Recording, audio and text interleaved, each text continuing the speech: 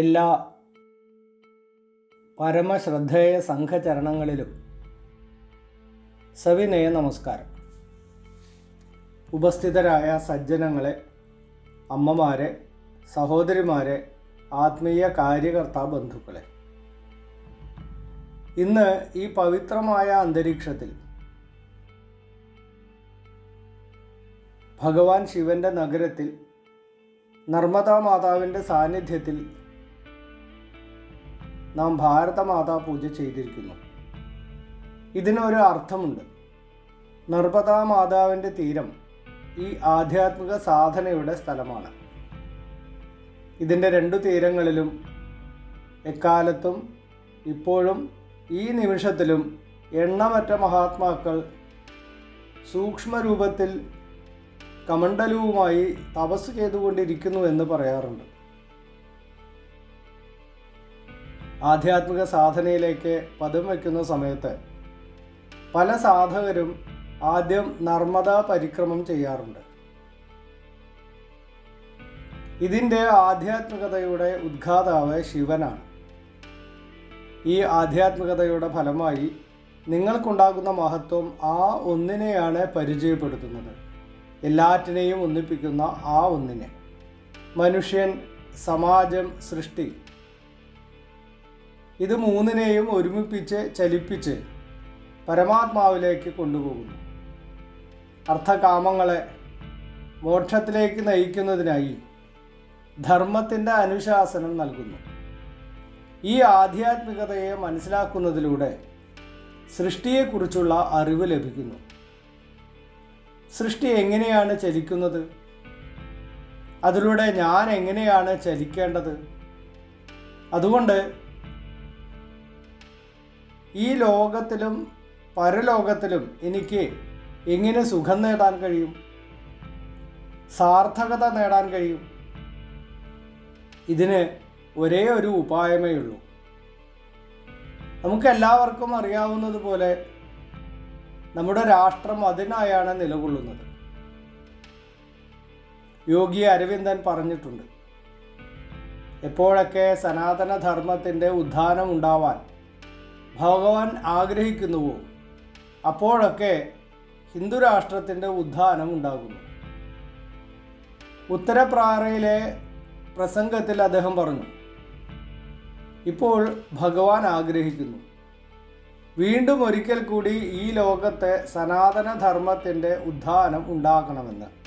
അതുകൊണ്ട് ഹിന്ദുസ്ഥാനത്തിൻ്റെ ഉത്ഥാനം ഇപ്പോൾ സംഭവ്യമാണ്. ഈ ആധ്യാത്മിക ഉപാസനയ്ക്ക് പല മാർഗങ്ങളുണ്ട്. കാരണം സത്യം ഒന്നു മാത്രമേ ഉള്ളൂ.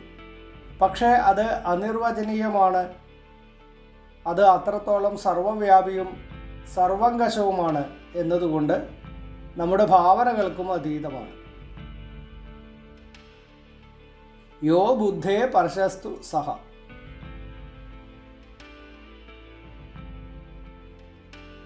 അതുകൊണ്ട് ജനങ്ങൾ അതിൻ്റെ വർണ്ണന അനേക പ്രകാരത്തിൽ ചെയ്യുന്നു, അനേകം തരത്തിൽ മനസ്സിലാക്കുന്നു, അതിൻ്റെ പൂജ അനേകം തരത്തിൽ ചെയ്യുന്നു. എന്നാൽ ഭാരതവർഷം എല്ലാ കാലത്തും ഇതുതന്നെയാണ് പറയുന്നത്. അതായത് ഇതെല്ലാം ചെയ്യുന്ന സമയത്ത് ഇത് എവിടെയാണ് എത്തേണ്ടത് അതിൽ ശ്രദ്ധ കേന്ദ്രീകരിക്കും. ആദിശങ്കരൻ മുഴുവൻ ഭാരതത്തെയും പരിക്രമ ചെയ്തു.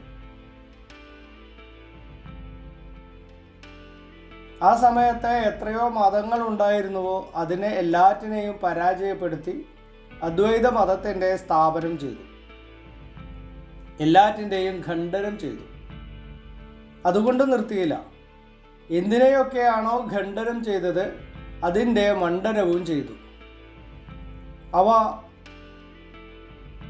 അവർ മാർഗത്തിൻ്റെ പേരിൽ പരസ്പരം പോരടിച്ചിരുന്നു. അതുകൊണ്ടാണ് ഖണ്ഡനം ചെയ്യേണ്ടി വന്നത്. ഇന്ന് മുഴുവൻ ഭാരതവർഷവും ഓംകാരേശ്വറിൽ എത്തിയിരിക്കുന്നു. എല്ലാവരുടെയും വഴി ഒന്നായിരുന്നില്ലല്ലോ. ഒന്നാകാനും വഴിയില്ല. കാരണം എവിടെ നിന്നാണോ പുറപ്പെടേണ്ടത് അവിടെ നിന്ന് പുറപ്പെടണം. പോക്കറ്റിൽ കാശുണ്ടെങ്കിൽ ഇൻഡോർ വഴി വിമാനത്തിൽ വരാം, ഇല്ലെങ്കിൽ ട്രെയിനിൽ വരാം.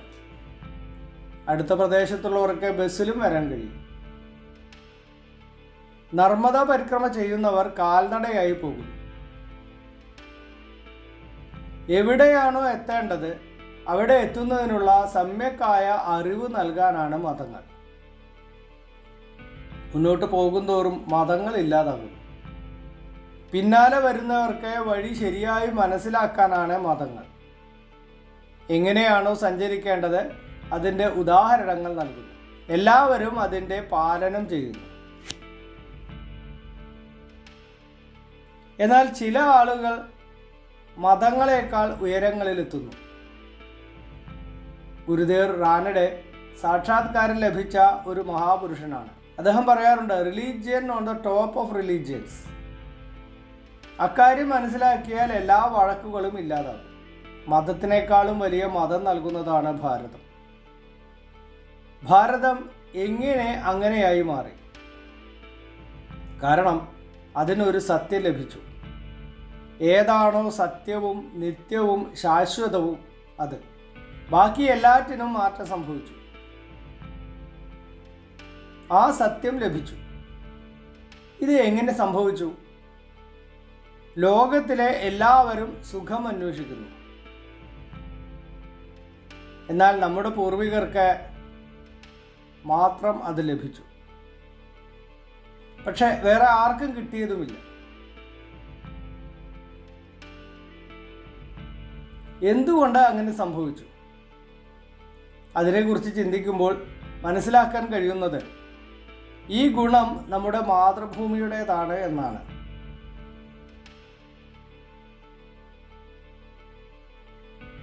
സുജലയും സുഫലയും മലയജ ശീതളയുമായ ഭൂമി.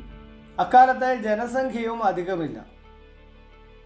ഇപ്പോഴും നമ്മുടെ എല്ലാ വിഭവങ്ങളും ശരിയായി ഉപയോഗപ്പെടുത്താൻ കഴിഞ്ഞാൽ ഈ ജനസംഖ്യ നമുക്ക് ഒട്ടും അധികമാവില്ല.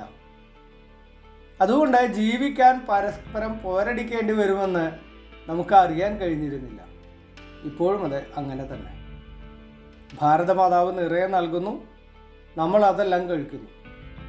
വരൂ, നിങ്ങൾ വരൂ. ആര് പരിശ്രമിക്കുന്നുവോ അവർക്ക് ഇവിടെ അത് ലഭിക്കും. ഒപ്പം സുരക്ഷിതവുമായിരുന്നു. ഹിന്ദുക്കുഷ് മുതൽ അരാവലി വരെയുള്ള എല്ലാ പർവ്വതങ്ങളെയും ഹിമാലയം എന്നാണ് അക്കാലത്ത് പറഞ്ഞിരുന്നത്. ബാക്കിയുള്ള അതിരെല്ലാം മുഴുവൻ സമുദ്രവും. പിന്നെ ആര് വരാനാണ്? കാൽനടയായോ ചെറിയ വഞ്ചികളിൽ കയറിയോ ആർക്കും വരാൻ കഴിയുമായിരുന്നില്ല. ഇന്നും ആരെങ്കിലും തെറ്റി വന്നാലും പ്രശ്നമില്ല. വിവിധത ഈ ഭൂമിയുടെ ഗുണമാണ്. ലോകത്തിലെ എല്ലാ തരത്തിലുള്ളവയും ഭാരതത്തിൽ ലഭിക്കും. അതിനനുസരിച്ച് പലതരത്തിലുള്ള കുടിക്കാനും കഴിക്കാനുമുള്ള ഭക്ഷ്യവസ്തുക്കളും സൗകര്യങ്ങളും ഇവിടെ ലഭിക്കും. അതുകൊണ്ട് വിവിധത പണ്ടുമുതലേ ഇവിടെ പരിചിതമാണ്. വിവിധതയെ സ്വീകരിച്ചുകൊണ്ട് തന്നെയാണ് ജീവിച്ചത്. അതുകൊണ്ട് പുറമേ നിന്നുള്ള ഏതെങ്കിലും ആക്രമണത്തിനും സാധ്യതയുണ്ടായിരുന്നില്ല. നമ്മൾ സുരക്ഷിതരായിരുന്നു. അതുകൊണ്ട് നമുക്ക് സമയം ലഭിച്ചു, സമാധാനവും ലഭിച്ചു. അതുകൊണ്ട് ലോകം എവിടെയാണോ നിർത്തേണ്ടി വന്നത് അവിടെ നിന്നും നമ്മൾ മുന്നോട്ട് പോയി. നമ്മൾ നിന്നതേയില്ല. പുറത്തു നിന്നും ആനന്ദം ലഭിക്കുന്നില്ലെന്ന് മനസ്സിലായപ്പോൾ അതിനെ കളയാതെ തന്നെ നമ്മൾ ഉള്ളിലേക്ക് നോക്കി അത് നേടി. ഇതെല്ലാം എങ്ങനെ നടന്നു? നമ്മുടെ ഭാരത മാതാവിൻ്റെ അനുഗ്രഹത്താൽ. അതുകൊണ്ടാണ് ഭാരത മാതാവിനെ ദേവമാതാവ് എന്നും പറയുന്നത്. ഇത് അങ്ങനെയാണ്. ബാക്കിയെല്ലാം ഭോഗഭൂമിയാണ്. ബാക്കി എല്ലാ ഭൂമികളെയും പരിപാലിച്ച് അതിൽ നിന്നും ഭോഗങ്ങൾ നേടും. ഭാരതഭൂമി കർമ്മഭൂമിയാണ്, ധർമ്മഭൂമിയാണ്. ഇവിടെ ധർമ്മപൂർവകമായി കർമ്മം ചെയ്യൂ, ജീവിതത്തിൻ്റെ ശ്രേയസ് നേടൂ. ജീവിതത്തിൻ്റെ അന്തിമ ലക്ഷ്യം നേടണമെങ്കിൽ, പരമലക്ഷ്യം നേടണമെങ്കിൽ ഭാരതത്തിൽ ജനിക്കേണ്ടത് അനിവാര്യമാണ്. അതാണ് ഈ ഭൂമിയുടെ മഹത്വം. ഇത് നമ്മുടെ മാതൃഭൂമിയാണ്. ഇത് അങ്ങനെ അല്ലെങ്കിൽ കൂടി എന്ത് വ്യത്യാസം വരാനാണ്? സംഘത്തിൻ്റെ പ്രതിജ്ഞയിൽ നമ്മൾ പറയുന്നു, നമ്മുടെ പവിത്രമായ ഹിന്ദു ധർമ്മത്തെയും ഹിന്ദു സംസ്കാരത്തെയും ഹിന്ദു സമാജത്തെയും സംരക്ഷിച്ചിട്ട് ഹിന്ദു രാഷ്ട്രത്തിൻ്റെ സർവാംഗീണമായ ഉന്നതി, ഈ രാഷ്ട്രം, ധർമ്മം, സംസ്കാരം, സമാജം ശ്രേഷ്ഠമാണ്. ഇത് ശ്രേഷ്ഠമാണ് എന്നത് മാത്രമല്ല, അല്ലെങ്കിൽ കൂടി ഇത് നമ്മുടേതാണ്. വളരെ ശ്രേഷ്ഠയായ ഒരു അമ്മയെയാണ് നമുക്ക് കിട്ടിയിരിക്കുന്നത്. അല്ലെങ്കിൽ കൂടി ഇത് നമ്മുടെ അമ്മയാണ്. ഇത് വെറും മണ്ണ് മാത്രമല്ല, ചിന്മയിയായ ജഗദംബയുടെ മൃണ്മയി രൂപമാണ്. ദേവന്മാരുടെ കൂടി അമ്മയാണ്. വിശ്വം ദേഹമാണെങ്കിൽ ഭാരതം അതിൻ്റെ ആത്മാവാണ്. വീണ്ടും വീണ്ടും നൂതനമായ പ്രാണനുകൾ ലോകത്തിന് നൽകുന്ന മാതാവാണ് ഈ അമ്മ. പൂജ്യയാണ്, ദേവമാതാവാണ്. അതുകൊണ്ടാണ് സ്വാമി വിവേകാനന്ദൻ വിദേശത്ത് നിന്ന് തിരിച്ചെത്തിയപ്പോൾ ആദ്യത്തെ സന്ദേശമായി ഇതേ സന്ദേശം അദ്ദേഹം നൽകിയത്. വരാൻ പോകുന്ന 50 വർഷത്തേക്ക് ബാക്കി മുഴുവൻ ദേവി ദേവന്മാരെയും മറന്ന് ഭാരതമാതാവിനെ പൂജിക്കും, അതിൻ്റെ പുത്രന്മാരെ സേവിക്കും. കാരണം ഭാരതമാതാവിനെ പൂജിക്കുന്ന സമയത്ത് വെറും കല്ലിനെയും മണ്ണിനെയുമല്ല പൂജിക്കുന്നത്, ഭൂമിയെയല്ല പൂജിക്കുന്നത്. ഭാരതമാതാവ് എന്നാൽ ഭാരതദേശമാണ്. ഭാരതമാതാവ് എന്നാൽ നമുക്ക് കേവലം ഭൂമി മാത്രമല്ല, ഇവിടുത്തെ ജനങ്ങളും ജലവും കാടും മേടും അവിടുത്തെ ജീവികളും. അതിനെയാണ് പരിസ്ഥിതി എന്ന് വിളിക്കുന്നത്. ജീവസൃഷ്ടി, ഇക്കോളജിയും ബയോഡൈവേഴ്സിറ്റിയും, ഇതെല്ലാം നമ്മുടെ നാടിൻ്റെ അടയാളമാണ്. അതില്ലാതെ നമുക്ക് ചിന്തിക്കാൻ പോലും ആകില്ല. അതുകൊണ്ട് സമ്പൂർണ്ണ ഭാരതമാതാവിനെ അതിൻ്റെ പുത്രന്മാരോടൊപ്പം, അതിൻ്റെ ജീവസൃഷ്ടിയോടൊപ്പം, അതിൻ്റെ പരിസ്ഥിതിയോടൊപ്പം, അതിൻ്റെ നദികളെയും പർവ്വതങ്ങളെയും അടക്കം നമ്മൾ പൂജിക്കുന്നു, നമ്മൾ ആരാധിക്കുന്നു. എന്നും രാവിലെ ഏകാത്മതാ സ്തോത്രം ചൊല്ലുന്നു. അതിൽ ഈ 7 പർവ്വതങ്ങളെയും നദികളെയും പുണ്യസ്ഥലങ്ങളെയും അതിൻ്റെ ജ്ഞാനത്തെയും ഗ്രന്ഥങ്ങളെയും സ്മരിക്കുന്നു. ഈ ഭാരതമാതാവിനെ സേവിച്ച ബലിദാനികളായ വീരന്മാരെ സ്മരിക്കുന്നു. അറിയപ്പെടുന്നവരെ, അജ്ഞാതരായവരെ എല്ലാവരെയും സ്മരിക്കുന്നു. കാരണം നമുക്ക് ഭാരതമാതാവ് ഒരു തുണ്ട് ഭൂമിയല്ല, ഒരു പൂർണ്ണമായ ജീവനുള്ള അസ്തിത്വമാണ്, ശാശ്വതമായത്. വിശ്വം ദേഹമെങ്കിൽ ആത്മാവാണ് ഭാരതമാതാവ്. സൃഷ്ടിപ്രളയ പര്യന്തം ഇതെല്ലാം നമ്മുടെയാണ്. ഇവയെല്ലാം നമ്മൾ ആരാധിക്കുന്നു.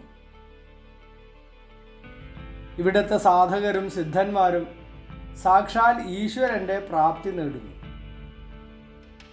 എന്നാൽ അതിനുശേഷവും ജനങ്ങളിലുള്ള ജനാർദ്ദനനെ സേവിക്കുന്നു. ഈശ്വരനെ പ്രാപിച്ചവർക്ക് മുക്തി ലഭിച്ചിരിക്കുന്നു.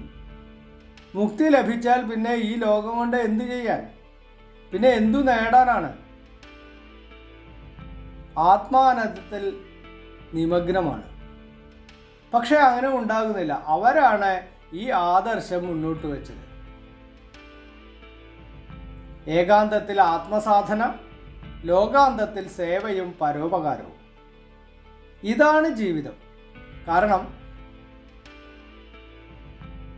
ഈ അമ്മ നമുക്ക് ജീവിതത്തിൻ്റെ ഇത്രയധികം രൂപങ്ങൾ കാണിച്ചു തരുന്നു. ഒന്നിനെയും ഉപേക്ഷിക്കാനില്ലാത്തതുപോലെ. ലൗകികാർത്ഥത്തിൽ നല്ലത് ചീത്ത എന്ന വേർതിരിവോടെ നമ്മൾ നീങ്ങുന്നു.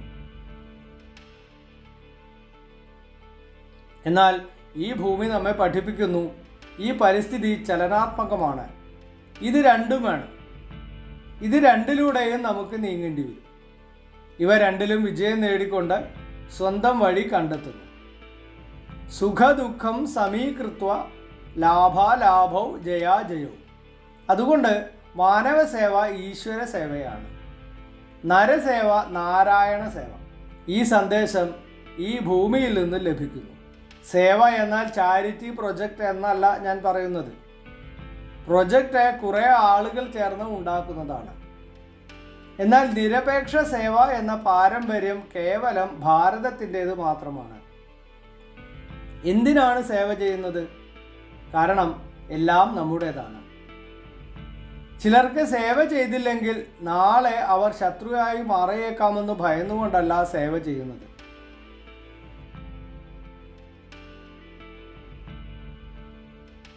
ഏതെങ്കിലും തരത്തിലുള്ള പ്രീണനത്തിൻ്റെ ഭാഗമായല്ല സേവനം. സേവനം ചെയ്ത് അവരെ നമ്മുടെ കൂടെ കൊണ്ടുവരാൻ വേണ്ടിയല്ല.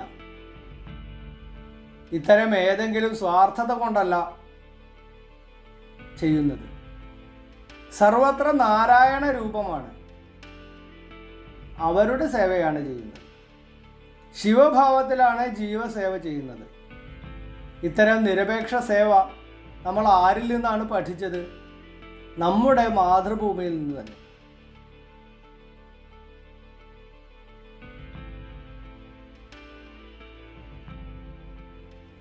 നമ്മൾ പ്രാർത്ഥനയിൽ പറയുന്നു, അങ്ങ് എന്നെ സസുഖം വളർത്തി. ഇത്തരമൊരു നാട് ലോകത്ത് മറ്റൊന്നില്ല. വിദേശത്തുള്ള ഭാരതീയരോട് ചോദിക്കൂ, അവർ പറയും. ലോക പര്യടനം നടത്തുന്നവരോട് ചോദിക്കൂ, അവർ പറയും. അക്കരെ ഉള്ളതിനോട് ആകർഷണം തോന്നുന്നത് മനുഷ്യ സ്വഭാവമാണ്. അതുകൊണ്ട് ഫോറിൻ എന്ന് പറയുമ്പോൾ നമുക്ക് വലിയ ആകർഷണം തോന്നും. വിദേശ യാത്ര കഴിഞ്ഞു വരുന്നവരെ നമ്മളൊരു പ്രത്യേക ദൃഷ്ടിയോടെയാണ് കാണാറ്. നമുക്കും ഒരു അവസരം ലഭിച്ചിരുന്നെങ്കിൽ, അവസരം കിട്ടിയാൽ പോകാം. ജ്ഞാനം എല്ലായിടത്തു നിന്നും നേടാൻ കഴിയും. എന്നാൽ ആരാണോ മുഴുവൻ ലോകത്തും യാത്ര ചെയ്ത് ഈ ജ്ഞാനം നേടിയത്, അവർ പറയുന്നു ഭാരതം പോലെ വേറെ നാടില്ല. കാരണം അത് കേവലം പാലനവും പോഷണവും മാത്രമല്ല ചെയ്യുന്നത്, ഒരു ജീവിത ദർശനം നൽകുന്നു. ജീവിതത്തെക്കുറിച്ച് ശരിയായ കാഴ്ചപ്പാട് നൽകുന്നു.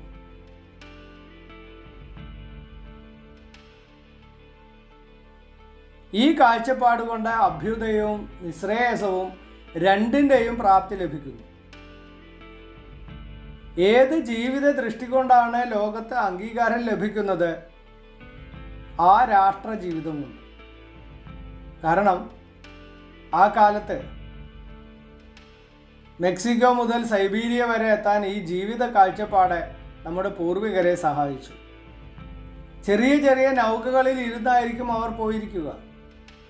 കാൽനട ആയിട്ടായിരിക്കും അവർ പോയിട്ടുണ്ടായിരിക്കുക.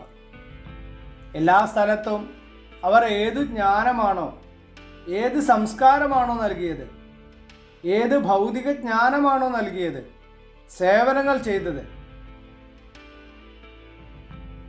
സ്വന്തമായി ഒന്നും ആഗ്രഹിച്ചിട്ടല്ല. അത്തരത്തിൽ ഭാരതത്തിൻ്റെ പുത്രന്മാർക്ക് ഇന്നും സർവത്ര അംഗീകാരം ലഭിക്കുന്നു.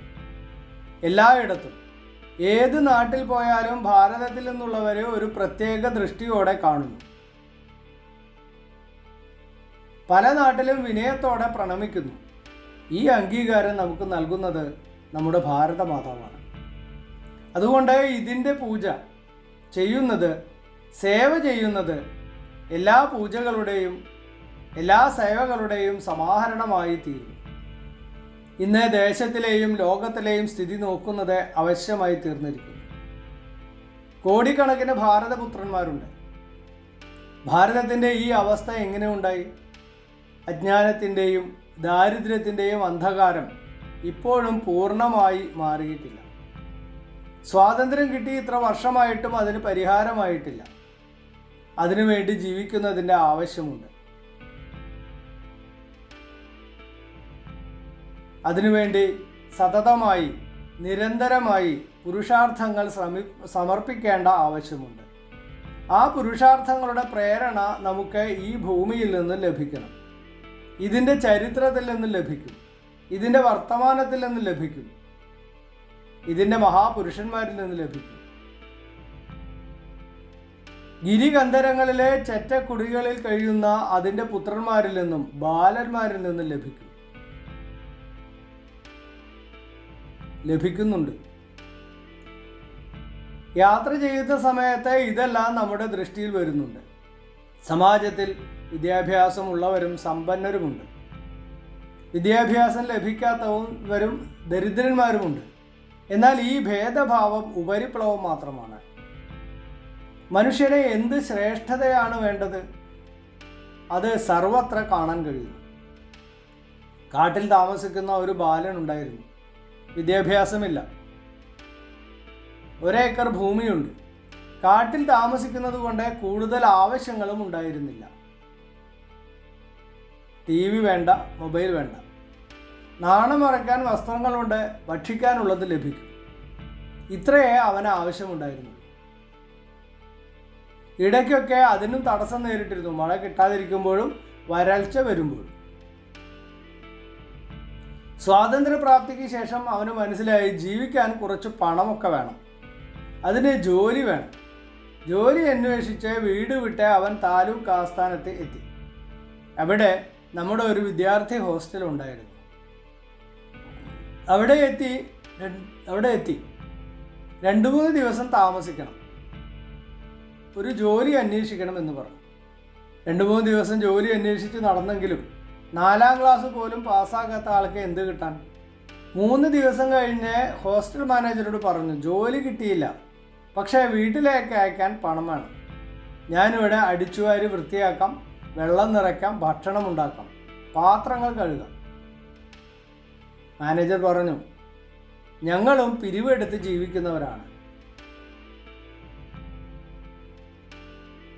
നിനക്ക് അധിക ശമ്പളമൊന്നും തരാൻ കഴിയില്ല. നിങ്ങൾ എന്തെങ്കിലും തരൂ. പുറത്തു കിട്ടുന്നത് പോലെയൊന്നും തരാൻ കഴിയില്ല ഞങ്ങൾക്ക്. കൂടിയാൽ മാസം 30 രൂപ തരാം. അതുകൊണ്ട് എന്താവാനാണ്? മതി, 30 രൂപ തരൂ. 4 മാസം കൂടുമ്പോൾ ഒരുമിച്ച് തന്നാൽ മതി. ഞാൻ വീട്ടിലേക്ക് കുറച്ച് അയച്ചു കൊടുക്കാം, എനിക്കും കുറച്ചെടുക്കാം. എനിക്ക് അധികം ആവശ്യങ്ങളൊന്നുമില്ല, ഞാനിവിടെ നിൽക്കാം. 4 മാസം കഴിഞ്ഞ് മാനേജർ 120 രൂപ കൊടുത്തപ്പോൾ അതവൻ തിരികെ നൽകി. മാനേജർ വിചാരിച്ചു അയാൾക്ക് ദേഷ്യം വന്നിരിക്കുന്നു. ആദ്യമേ പറഞ്ഞതായിരുന്നു. ഏതായാലും 4 മാസം ജോലി ചെയ്തതല്ലേ, ഇത് വാങ്ങി തിരിച്ചു പൊക്കൂ. അല്ല, കുറഞ്ഞുപോയ എന്നല്ല ഞാൻ പറഞ്ഞത്. എനിക്ക് ദേഷ്യവുമില്ല. ഇവിടെ തന്നെ ജോലി ചെയ്യാൻ ഞാൻ തീരുമാനിച്ചു. പൈസയൊന്നും വേണ്ട. അവിടുത്തെ വിഭവപ്രചാരകൻ പ്രവാസത്തിനിടയിൽ ഒരു ദിവസം അവിടെ എത്തിയപ്പോൾ അവനോട് വിവരങ്ങൾ ചോദിച്ചു. കാട്ടിൽ ജീവിച്ച ആ ആദിവാസി ബാലനെ മെട്രിക്കുലേഷൻ എന്താണെന്ന് പോലും അറിയുമായിരുന്നില്ല. നിങ്ങൾ ഏത് ക്ലാസ്സിൽ പഠിക്കുന്നു? ഞാൻ 24ാം ക്ലാസ്സിലാണ്. എത്ര പൈസ കിട്ടും? പൈസ കിട്ടില്ല. പിന്നെ എങ്ങനെ വീട് നോക്കും? എനിക്ക് വീട് തന്നെയില്ല. അതെങ്ങനെ? ഈ ജോലി ചെയ്യണം, ഇത് നമ്മുടെ ആളുകളല്ലേ. ഒട്ടും പഠിക്കാതെ ഇത്രയും ചെയ്യുന്നു. 15 വർഷം അവൻ അവിടെ പൂർണ്ണ സമയം പ്രവർത്തിച്ചു. പിന്നീട് അവനെ ഡ്രൈവിംഗ് പഠിപ്പിച്ചു, ജോലി കെടുത്തു, വിവാഹം കഴിപ്പിച്ചു. ആർക്കാണോ നമ്മൾ സേവ ചെയ്യേണ്ടത് അവരുടെ ഉള്ളിൽ വരെ സേവാഭാവമുണ്ട്. ഭാരതമാതാവിൻ്റെ സന്താനങ്ങൾക്കുള്ള ഈ ദിവ്യത അവർക്ക് എവിടെ നിന്നും കിട്ടി? ഇത് ദിവ്യഭൂമിയാണ്. ഇവിടുത്തെ നദികൾ, തീർത്ഥസ്ഥാനുകൾ, പർവ്വതങ്ങൾ, ചരിത്രം, വർത്തമാനം എല്ലാം നൽകുന്നവളാണ് ഭാരതമാതാവ്. ഇത് നമ്മുടെ കർത്തവ്യമാണ്. ഇത് കേവലം കർത്തവ്യമല്ല, നമ്മുടെ ജീവിത സാക്ഷാത്കാരമാണ്.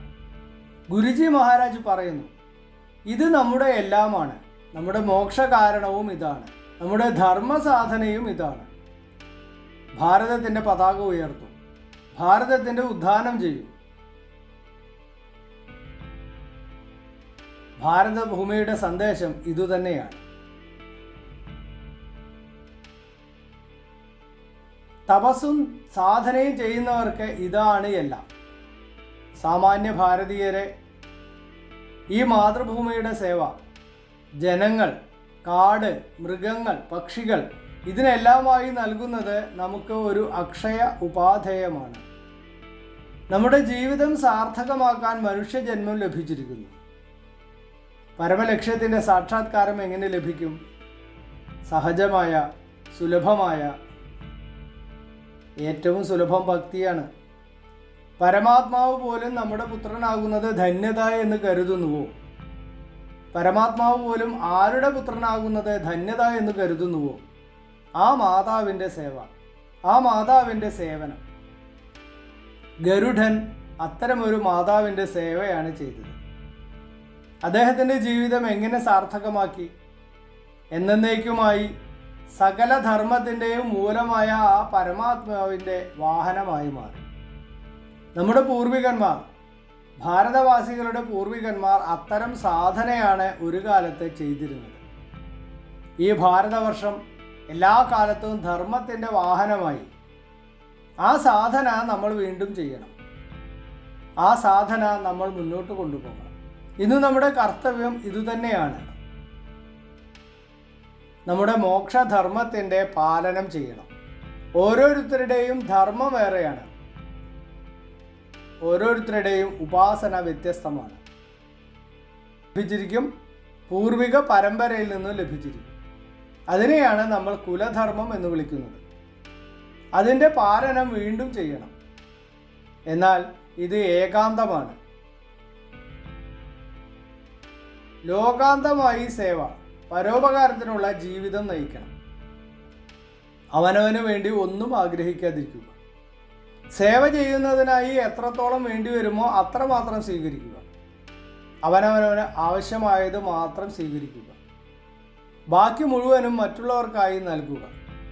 ശതഹസ്തേന സമാഹൃത സഹസ്രഹസ്തേന വീകിര.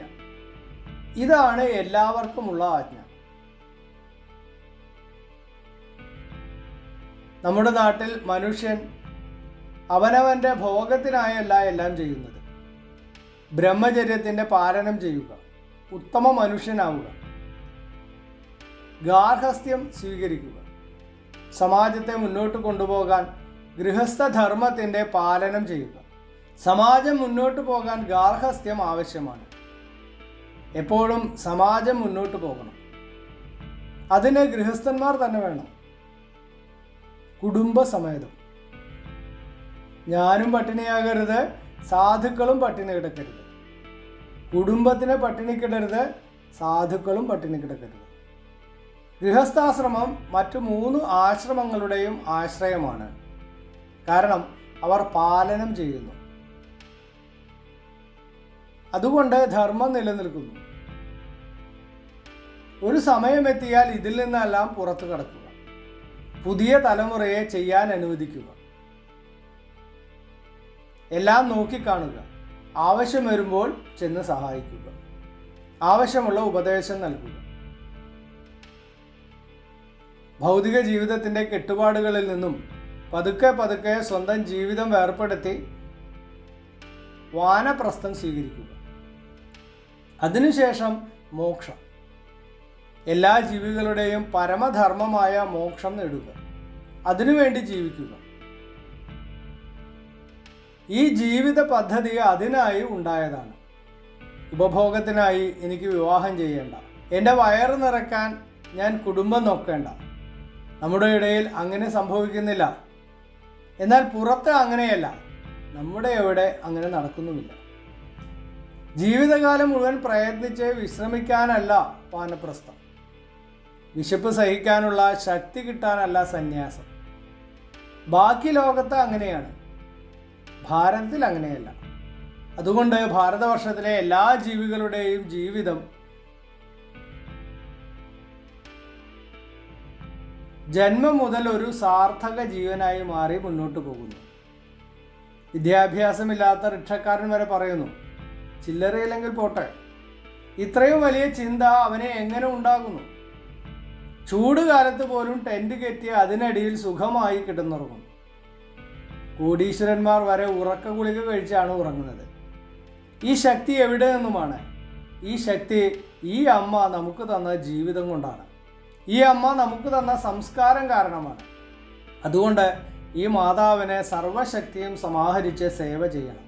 നമ്മുടെ ജീവിതത്തെ സാർത്ഥകമാക്കാൻ ഈ കാര്യമാണ് നമുക്ക് ചെയ്യാനുള്ളത്. ഭാരതമാതാ പൂജ നമ്മൾ ചെയ്യുന്നത് ഭക്തി വളർത്താനാണ്. എന്നാൽ എന്താണ് ദേശഭക്തി?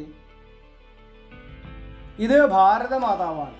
ഇതിൻ്റെ പരിസ്ഥിതിയുണ്ട്, ജലമുണ്ട്, കാടുണ്ട്, മൃഗങ്ങളുണ്ട്. ഇവയുടെ സേവ ചെയ്യുക. ഇതിലെ ജനങ്ങളുണ്ട്. ഇവർ സാക്ഷാത് നാരായണന്മാരാണ്, സാക്ഷാൽ ശിവശങ്കരനാണ്. ഈ ഭാവനയോടെ അവരുടെ സേവ ചെയ്യുക. അതിനുള്ള അവസരം നമുക്ക് ലഭിച്ചിരിക്കുന്നു. ജീവിതത്തിലെ പാപം തുടച്ചു കളയുവാൻ.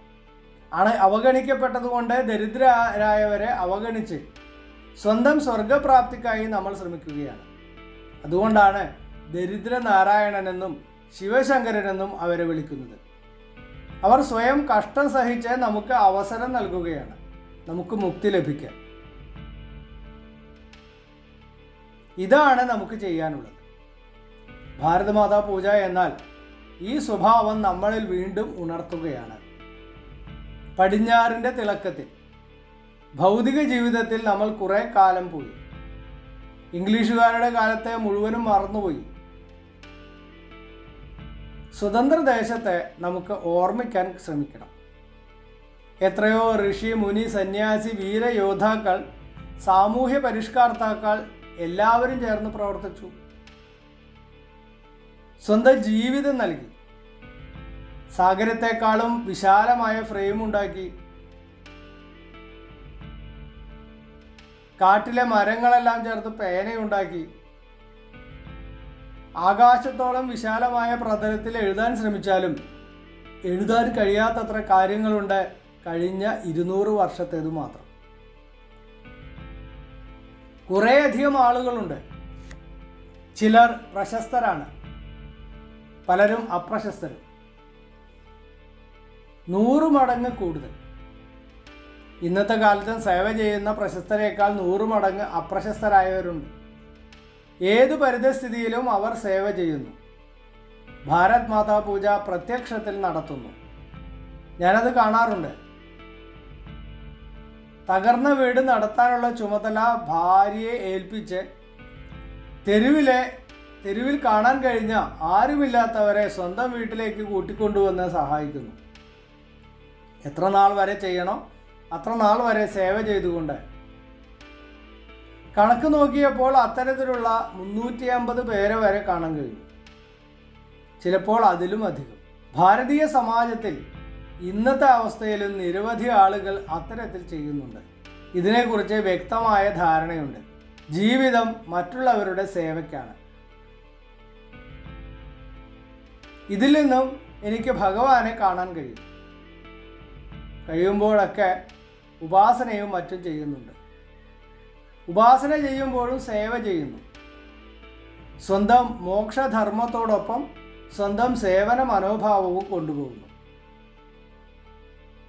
ഈ അറിവ്, ഈ ചിന്ത നമ്മളിൽ ഉണർത്തുന്നത് ഭാരതമാതാവാണ്. ജീവിതം സാർത്ഥകമാക്കുന്നത് ഭാരതമാതാവാണ്. ഭാരതമാതാവിൻ്റെ പൂജനം എന്നാൽ അവരെ പോലെ ആകുക എന്നാണ്. ശിവം ഭൂത്വ ശിവം യജേൽ. പത്രം, ഫലം, പുഷ്പം, തോയം ഇവ 4മുണ്ട് പൂജാദ്രവ്യങ്ങളായി. പക്ഷെ ആരെയാണോ പൂജ ചെയ്യുന്നത് അവരെ പോലെയാകും. ഇങ്ങനെ എല്ലാ ഗുണങ്ങളോടും കൂടിയ രത്നഗർഭയായ ഭാരതമാതാവിന് അവരുടെ കയ്യിൽ എല്ലാമുണ്ട്. എല്ലാവർക്കും നൽകുന്നു. ആരോടും ഭേദഭാവം കാണിക്കുന്നില്ല.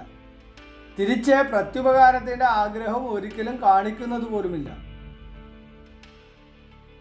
ഉപകാരം ചെയ്യാത്തവർക്കും ഉപകാരം ചെയ്യുന്നു.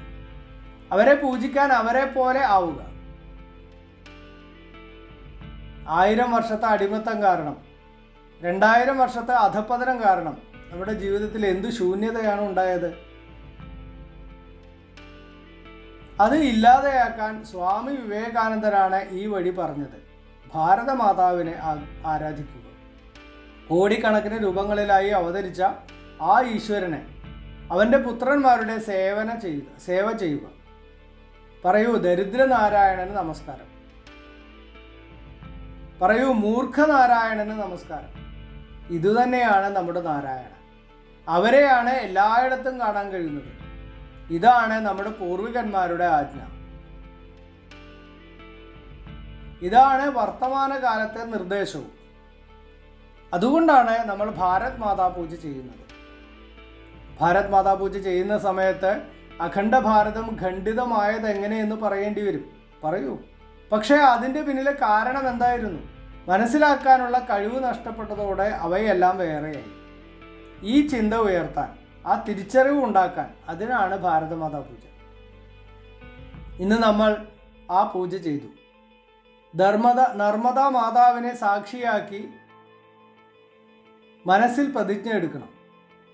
ഇപ്പോൾ എത്ര വേഗത്തിലാണോ നമ്മൾ കാര്യങ്ങൾ ചെയ്യുന്നത്, അതിൻ്റെ വേഗത ഇനിയും വർദ്ധിപ്പിക്കും. ഇപ്പോൾ ചെയ്യുന്നതിലും കൂടുതൽ കാര്യം ചെയ്യും. മുഴുവൻ ശക്തിയും ഉപയോഗിച്ച് എനിക്ക് എന്ത് ചെയ്യാൻ കഴിയുമോ അത് ഞാൻ ചെയ്യും. ഇന്നത്തെ പൂജയിൽ ഈ പ്രതിജ്ഞ ഞാൻ എടുക്കും. നമ്മൾ ഭാരത് മാതാ പൂജ ചെയ്യിക്കുന്ന സ്ഥലങ്ങളിലും ഈ പ്രതിജ്ഞയുടെ ശക്തി എല്ലാവർക്കും പ്രേരണയാണ്. പരമവൈഭവ സമ്പന്നമായുള്ള ഭാരതത്തെക്കുറിച്ചുള്ള സ്വപ്നം നമ്മുടെ കൺമുന്നിലുണ്ട്. അതിനെ സാക്ഷാത്കരിക്കാൻ അധികം താമസമുണ്ടാകില്ല. ഇതേ മെയ്യും കണ്ണും കൊണ്ട് പരമവൈഭവ സമ്പന്നമായ വിശ്വഗുരുവായി തീർന്ന സമ്പൂർണ്ണ ലോകത്തിന് മനഃശാന്തി പകരുന്ന, എല്ലാ ദുരിതങ്ങളും ഇല്ലാതാക്കുന്ന, എല്ലാവരെയും പരമേഷ്ടിയിൽ എത്തിക്കുന്ന,